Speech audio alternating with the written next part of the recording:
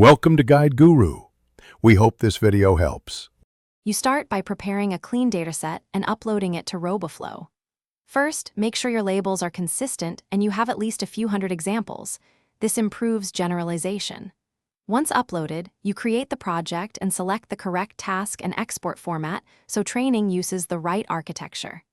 Then configure image resizing and basic augmentations, flip, rotate, crop to expand variation. This immediate setup speeds training and reduces early errors, so don't skip these first steps.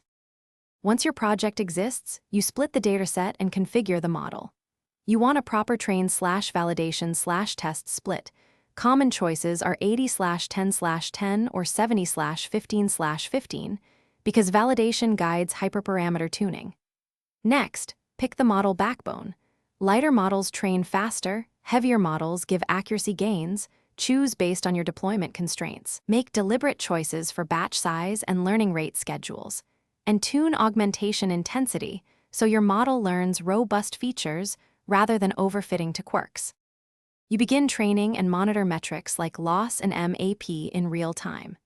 If validation performance plateaus or diverges, adjust the learning rate, reduce over-augmentation, or add targeted data to fix gaps.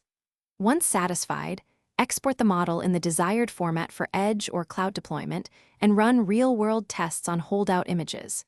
If things go wrong, check class imbalance and annotation consistency first. Correcting labels or adding 10–20% targeted samples often results.